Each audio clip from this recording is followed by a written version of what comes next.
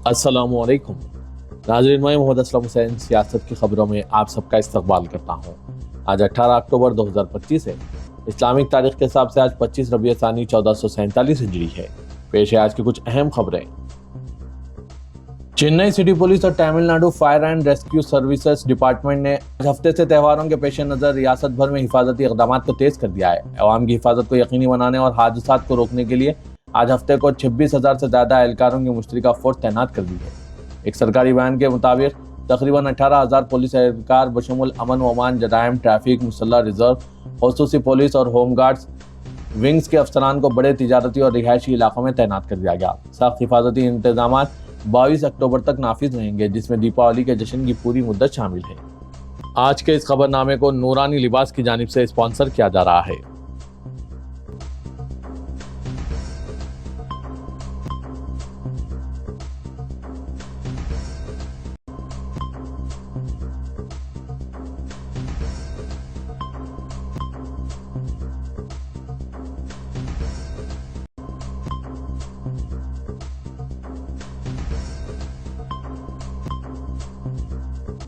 वज़ीर-ए-आज़म नरेंद्र मोदी ने आज हफ्ते को धनतेरस के मौके पर हम वतनों को नेक ख्वाहिशात का इजहार किया और इनकी फलाह व बहबूद के लिए दुआ की।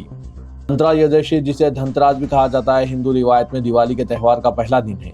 लक्ष्मी पूजा के नाम से जाने जाने वाला त्यौहार शाम को मनाया जाता है, जब मिट्टी के दिए रोशन किए जाते हैं, देवी की तारीफ में अकीदत के गीत या भजन गाए जाते हैं और इसे रिवायती मिठाइयाँ पेश की जाती है। सोशल मीडिया प्लेटफॉर्म एक्स पर एक पोस्ट में आज हफ्ते की सुबह वज़ीर-ए-आज़म नरेंद्र मोदी ने कहा, मुल्क में मेरे तमाम कुंबे के अफराद को धनतेरस की दिली मुबारकबाद। इस मुक़द्दस मौके पर मैं सबकी खुशी, खुशहाली और अच्छी सेहत के लिए दुआ करता हूँ।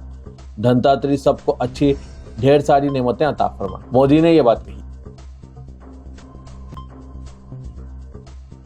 आज हफ्ते को हिंदुओं का धनतेरस त्यौहार है और सोना और चांदी खरीदना अच्छा समझा जाता है। ताहम धनतेरस पर सोने की कीमतें आसमान को छू रही है। दिल्ली, उत्तर प्रदेश से लेकर मुंबई तक सोना रोजाना नए रिकॉर्ड बना रहा है। आज हफ्ते को धनतेरस के मौके पर दोपहर 12 बजे नई कीमतें खुलने से पहले सोना 3,200 रुपए की छलांग लगाकर 1,34,800 रुपए फी 10 ग्राम तक पहुंच गया।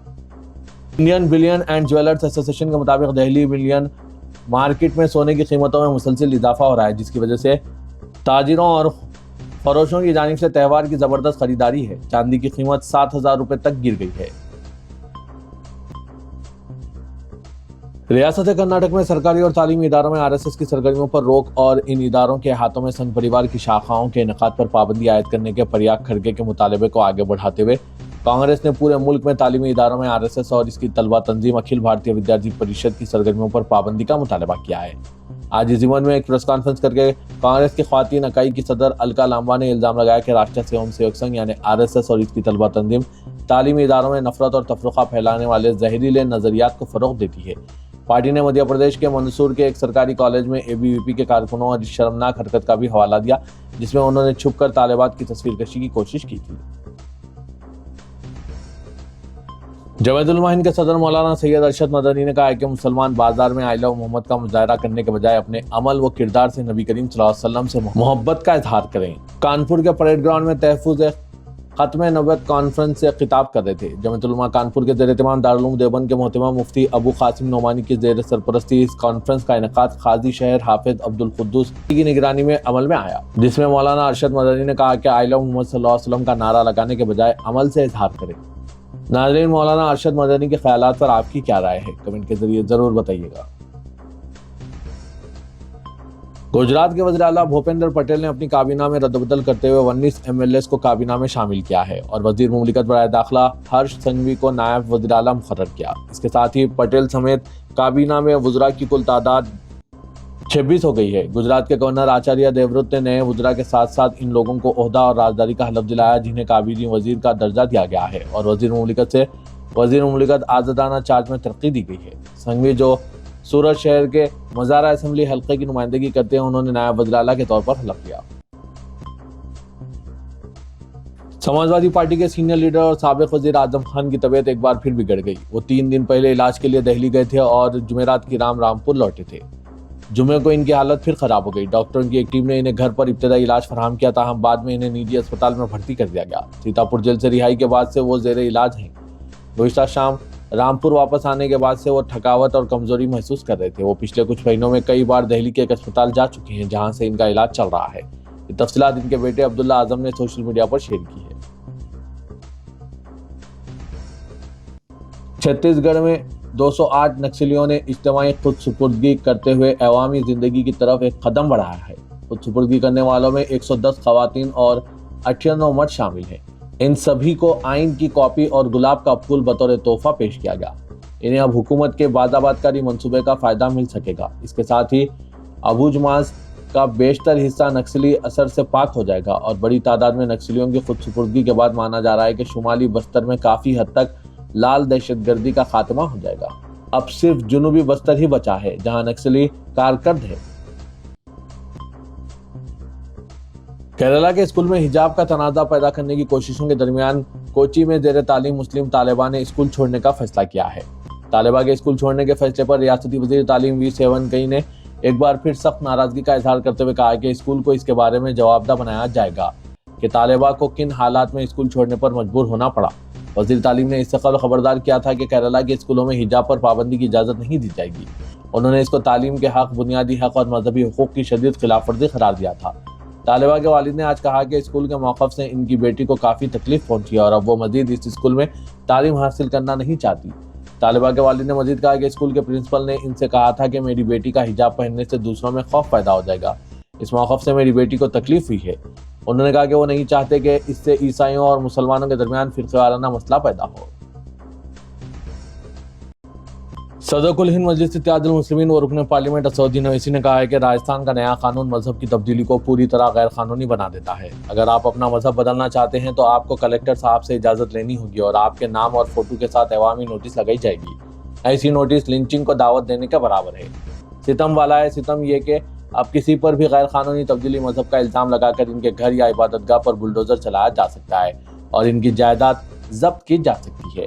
دستور کے پہلے صفحے پر لکھا ہے کہ اظہار خیال کی آزادی، عقیدہ، دین اور عبادت کی آزادی، لیکن بھاجپائی دستور کو کہاں مانتے ہیں۔ اسدالدین اویسی صدر مجلس نے راجستھان میں اقلیتوں کو اپنے مذہب پر چلنے اور اپنے عقیدے کو فروغ دینے کو نشانہ بنانے سے متعلق نئے قانون کے نفاذ کی خبر اشاعت پر اپنے تبصرے میں social media platform X پر ان خیالات کا اظہار کیا۔ خبر میں کہا گیا کہ ملک کی 12 ریاستوں میں اس طرح کا قانون بنایا گیا ہے۔ بہار اسمبلی انتخابات کے سلسلے میں الیکشن کمیشن آف انڈیا نے برقع نشین اور پردہ نشین خواتین کے لیے خصوصی انتظام کرنے کی ہدایت دی۔ الیکشن کمیشن نے واضح کر دیا کہ پولنگ بوتھ پر ایسی خاتون ووٹرز کی شناخت کو یقینی بنانے کے لیے خاتون عہدیداروں کو تعینات کیا جائے گا تاکہ ووٹنگ کے عمل میں کوئی رکاوٹ پیش نہ آئے۔ اس کے لیے آنگن واڑی مراکز میں کام کرنے والی خواتین کو خصوصی طور پر تعینات کیا جائے گا۔ ضابطے کے مطابق برقع نشین یا پردہ نشین خواتین کو ووٹنگ سے قبل اپنے شناختی کارڈ کے ساتھ چہرہ دکھانا لازمی ہوگا، لیکن یہ عمل مکمل طور سے خواتین عملے کی موجودگی میں اور خفیہ ماحول میں انجام دیا جائے گا تاکہ ان کی شناخت عام نہ ہو۔ ریاست کرناٹک کے وجے پورہ کے رکن اسمبلی بسنا گوڑا پاٹل یتنال نے چیف منسٹر سدھارمیا سے مطالبہ کیا ہے کہ وہ سڑکوں، فٹ پاتھوں اور سرکاری عمارتوں کے احاطے میں اجازت کے بغیر نماز پر امتناع عائد کر دیں۔ ایک دن قبل کرناٹک کابینہ نے قواعد و ضوابط وضع کرنے کا فیصلہ کیا تھا۔ کہا جاتا ہے کہ اس کا مقصد RSS کی سرگرمیوں کی روک تھام ہے۔ اسے سڑکوں پر مارچ کرنے، عام مقامات اور سرکاری عمارتوں کے احاطوں میں ایونٹس منعقد کرنے سے روکا جائے۔ سدھارمیا کے نام مکتوب میں یتنال نے، جنہیں BJP سے خارج کیا جا چکا ہے، کہا کہ ریاستی حکومت کا حالیہ فیصلہ خانگی تنظیموں اور غیر سرکاری انجمنوں کو سرکاری املاک، تعلیمی اداروں اور خانگی یا ادارے جاتی استعمال کے لیے عام مقامات سے استفادہ سے روکتا ہے۔ انہوں نے کہا کہ غیر جانبداری کا یہی اصول سماج کے سبھی طبقات پر یکساں لاگو ہونا چاہیے۔ مکتوب میں کہا گیا کہ ہم نے دیکھا ہے کہ لوگ بغیر اجازت سڑکوں پر اور سرکاری عمارتوں کے احاطے میں نماز پڑھتے ہیں۔ ایسی سرگرمیوں سے گاڑیوں کی آمد و رفت میں خلل پڑتا ہے۔ فٹ پاتھوں پر لوگ پیدل بھی نہیں چل سکتے۔ اس سے آزادانہ نقل و حرکت کے بنیادی حقوق کی خلاف ورزی ہوتی ہے، جس کی ضمانت دستور کے آرٹیکل 19 اور 21 میں شہریوں کو دی گئی ہے۔ رکن اسمبلی نے کہا کہ سرکاری دفاتر یا دیگر سرکاری امدادی اداروں میں نماز پڑھنے کے لیے کوئی خصوصی سہولت نہیں ہونی چاہیے۔ پروفیسر اختر الواسع نے جامعہ ملیہ اسلامیہ کے 105 سال مکمل ہونے پر مبارکباد پیش کرتے ہوئے کہا ہے کہ جامعہ ملیہ اسلامیہ اپنے تعلیمی سفر کے 125 سال پورے کر لیا ہے۔ جامعہ ملیہ اسلامیہ کو مرکزی یونیورسٹی کا درجہ اگرچہ 1988 میں جناب خورشید عالم خان کی کوششوں سے ملا، لیکن اس نے جتنی جلدی علمی اور تحقیقی میدان میں ترقی کی منزلیں طے کی ہے وہ انتہائی قابل فخر ہے۔ خاص طور سے موجودہ وائس چانسلر جناب پروفیسر مظہر آصف اور رجسٹرار پروفیسر مہتاب عالم رضوی کی قیادت میں جس طرح ملک بھر میں جامعہ ملیہ اسلامیہ نے اپنی جگہ بنائی ہے اور ممتاز ترین مقام حاصل کیا ہے، وہ غیر معمولی بھی ہے اور انتہائی تابناک بھی۔ پروفیسر اختر الواسع نے کہا کہ جامعہ ملیہ اسلامیہ نے مختلف علمی میدانوں میں جس طرح سے کامیابیاں حاصل کی ہیں اور engineering, social work, mass communication, قانون، ہیومینیٹیرین، سوشل سائنسز، نیچرل اور لائف سائنسز میں اپنی جگہ بنائی ہے اور پورے ملک میں جو ناموری حاصل کی ہے وہ جامعہ والوں ہی کے لیے نہیں، پورے ملک کے لیے فخر و خوشی کا باعث ہے۔ پروفیسر واسع نے مزید کہا کہ جامعہ ملیہ اسلامیہ نے اسپورٹس اور NCC میں بھی غیر معمولی کامیابیاں حاصل کی ہے۔ موجودہ وائس چانسلر کی قیادت و سرکردگی میں جامعہ جس طرح سے نئی بلندیوں کو چھو رہی ہے وہ ہم سب کے لیے سرمایہ افتخار ہے۔ پروفیسر اختر الواسع نے اس موقع پر سر سید احمد خان کی سالگرہ پر انہیں یاد کیا اور ان کے لیے دعا کی۔ ریاست تلنگانہ میں ایک اور بدعنوانی کا ایک بڑا اسکینڈل منظر عام پر آیا ہے۔ BRS کے 10 سالہ دور حکومت میں مختلف سرکاری محکمہ جات میں تقریباً 1 لاکھ بوگس فرضی ملازمین کی نشاندہی کی گئی، جن کے نام پر 15,000 کروڑ روپے کی خطیر رقم غیر قانونی طور پر نکالی گئی۔ ذرائع کے مطابق محکمہ فائنانس اور دیگر تحقیقاتی ایجنسیوں کی ابتدائی رپورٹ میں یہ انکشاف ہوا ہے۔ کئی محکموں میں ایسے ملازمین درج ہے جو عملاً موجود نہیں ہیں، مگر ان کے نام پر ہر ماہ سرکاری خزانے سے لاکھوں روپے تنخواہ نکالی جا رہی ہے۔ اس طرح سالانہ 1500 کروڑ روپے نکالے گئے، جس سے حکومت کو 10 سال میں 15,000 کروڑ کا نقصان ہوا۔ ذرائع کا کہنا ہے کہ یہ جعلسازی منظم نیٹ ورک کے ذریعے انجام دی گئی، جس میں چند سیاسی قائدین اور کچھ اعلیٰ عہدیدار بھی مبینہ طور پر ملوث ہونے کی اطلاعات ہے، جس کے بعد حکومت نے مختلف محکمہ جات میں برسر کار آؤٹ سورسنگ اور کانٹریکٹ ملازمین کے ڈیٹا کی دوبارہ جانچ شروع کی ہے اور فرضی ملازمین کے تنخواہیں ماہ اکتوبر سے روک دینے کا فیصلہ کیا۔ جوبلی ہلز کے کانگریس امیدوار نوین یادو نے پرچہ نامزدگی داخل کر دیا۔ حامیوں کے ساتھ بڑے جلوس میں نوین یادو ریٹرننگ آفیسر کے دفتر پہنچے۔ وزراء پونم پربھاکر، جی وویک وینکٹ سوامی، سابق رکن راجیہ سبھا وی ہنمنت راؤ، رکن راجیہ سبھا انل کمار یادو، میئر حیدرآباد وجے لکشمی، سابق رکن پارلیمنٹ محمد اظہر الدین، صدر نشین گرانڈ دھالیا ڈاکٹر ریاض سنگیتا یادو اس موقع پر موجود تھے۔ پرچے کے ادخال کے بعد کارکنوں نے آتش بازی کی اور نوین یادو نے ووٹروں سے ملاقات کی۔ یوسف گڑھ چیک پوسٹ سے شری نگر کالونی تک جلوس سے ٹریفک میں خلل پڑا۔ شیخ بیٹ تحصیلدار آفس میں ریٹرننگ آفیسر کے روبرو نوین یادو نے پرچے کے 2 سیٹ داخل کیے۔ کمشنر پولیس حیدرآباد VC سجنان نے پرانے شہر کے پولیس کمشنر دفتر کوتوال ہاؤس پہنچ کر عوام سے ملاقات کی اور پرانے شہر کے حالات کا جائزہ لیا۔ اس دوران کمشنر نے اعلان کیا کہ وہ عوام بالخصوص پرانے شہر کے لوگوں سے ملاقات کرنے اور ان کی درخواستیں حاصل کرنے کے لیے ہر جمعے کو پرانی حویلی دفتر میں دستیاب رہیں گے۔ انہوں نے کہا کہ اس اقدام سے عوام اور پولیس کے درمیان بہتر رابطہ قائم ہوگا اور ان کی شکایتوں کی فی یکسوئی ہوگی۔ انہوں نے کہا کہ محکمہ پولیس قانون کی برقراری کے لیے اپنی توجہ مرکوز کیے ہوئے ہیں اور انہوں نے عوام سے اپیل کی ہے کہ وہ آزادانہ طور پر ان کے دفتر پہنچ کر اپنے مسائل سے واقف کروا سکتے ہیں۔ پولیس کمشنر کی حیثیت سے جائزہ حاصل کرنے کے بعد سجنان نے پرانی حویلی کے دفتر پہنچ کر اپنے ماتحت عہدیداروں سے تبادلہ خیال کیا۔ تلنگانہ کے وزیر اعلیٰ ریونت ریڈی نے محکمہ تعلیمات کے اعلیٰ عہدیداروں کے ساتھ اجلاس منعقد کیا۔ اس موقع پر سرکاری مشیر کے شیوراؤ، ویم نریندر ریڈی، چیف منسٹر کے special secretary Ajit Reddy, higher education council کے چیئرمین بالا کشتار ریڈی اور دیگر اعلیٰ عہدیدار شریک ہوئے۔ اجلاس میں چیف منسٹر ریونت ریڈی نے کہا کہ حکومت کا مقصد غریبوں کو معیاری تعلیم فراہم کرنا ہے۔ سرکاری اسکولوں میں بہتر سہولتوں کی فراہمی کے لیے جامع منصوبہ تیار کیا جائے۔ ابتدائی مرحلے میں آؤٹر رنگ روڈ کے اندر موجود کور اربن ریجن پر خصوصی توجہ دی جائے۔ انہوں نے کہا کہ ہر سرکاری اسکول کو کارپوریٹ اسکول کے طرز پر ترقی دی جانی چاہیے۔ حیدرآباد سے تعلق رکھنے والے 37 سالہ نوجوان محمد احمد کو روزگار کا دھوکہ دے کر روس میں جنگ میں جھونک دینے کے بعد اس نوجوان کا ویڈیو جب وائرل ہوا اور ان کے گھر والوں نے حکومت سے انہیں واپس لانے کا مطالبہ کیا، صدر مجلس و رکن پارلیمنٹ حیدرآباد اسدالدین اویسی سے ان کے گھر واپس لانے کے لیے نمائندگی کی گئی۔ صدر مجلس نے فوری طور پر وزیر امور خارجہ ڈاکٹر ایس جے شنکر اور خارجہ سیکرٹری وزارت امور خارجہ کو محمد احمد کی تمام تفصیلات روانہ کرتے ہوئے انہیں واپس لانے کی کوششیں تیز کر دی۔ اسدالدین اویسی کی مؤثر نمائندگی پر سفارت خانہ ہند ماسکو کی جانب سے اویسی کو اطلاع دی گئی ہے کہ سفارت خانہ ہند ماسکو نے اس سلسلے میں روسی حکام کو محمد احمد کی تفصیلات فراہم کر دی ہے۔ سفارت خانہ ہند ماسکو کے کونسلر تارو مامو نے اویسی کو بتایا کہ محمد احمد کو بھارت واپس محفوظ روانہ کرنے اور روسی فوج سے فوری طور پر انہیں نکالتے ہوئے واپس بھیجنے کی کارروائی شروع کر دی گئی ہے۔